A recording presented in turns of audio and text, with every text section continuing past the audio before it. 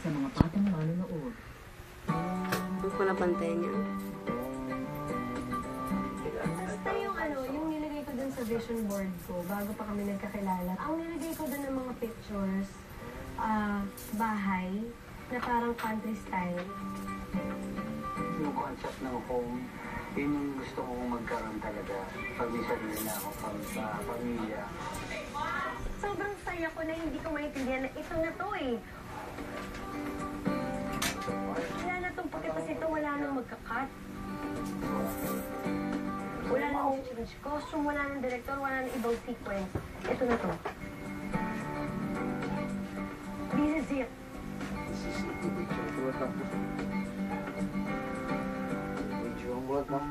Nitong November, sinimulan ko nang ipakalat sa mga pinakamalapit na tao sa puso ko ang pinaka-importanting clue sa lahat in the simple brown package.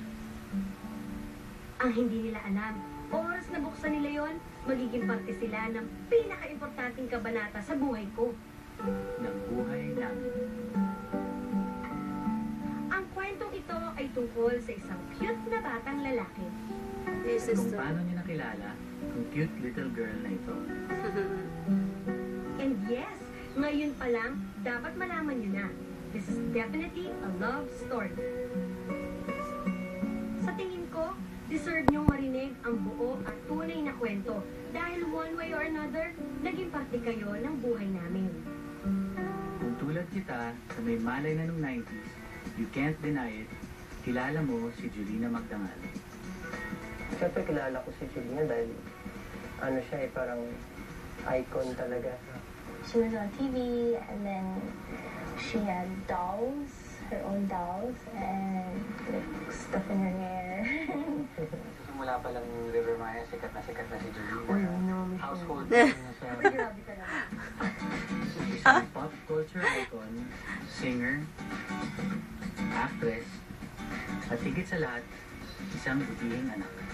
Kasi when she was born, she was so little, so tiny. Kasi siya sa shoebox. Ang mula gamong sirin. Kami tataon ko lang siya doon, pwede ko nang palitan ng pen. Papaluin mo na lang, kaya lang may make face. Matatawa ka na lang, tatalikuran mo na lang siya. And as for Mark Escueta, siya lang naman ang drummer ng tinaguriang banda ng bayan, ang River Maya. Pag hinahatid ko siya sa school, he would play with his fingers, tap the dashboard, tap his legs. So heartthrob si Mark sa school.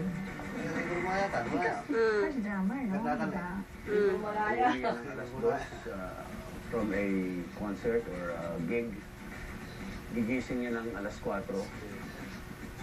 Pupunta yan sa Dasal. Doon siya mag-aaral hanggang mag-umaga. And go to school. Hindi ko nga alam eh. Hindi ko alam. Basta talaga crush na crush ko siya noon.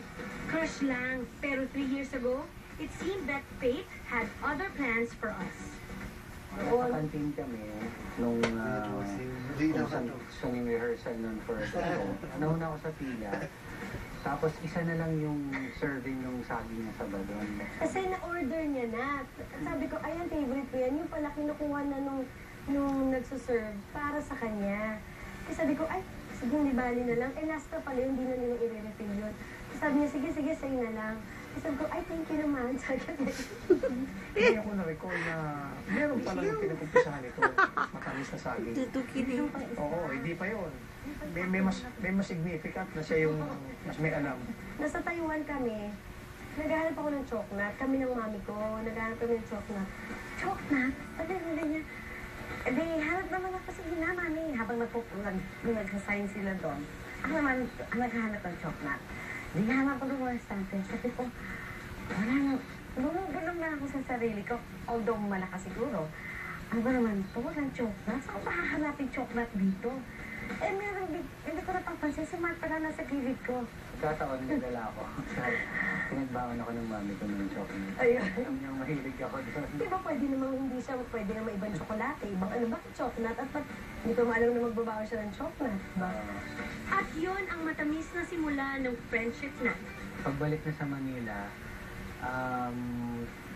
tumuloy yung nasimula na pagkakaibigan. Habang tumatagal, tapos ako pa taga Parañaque, siya taga Commonwealth.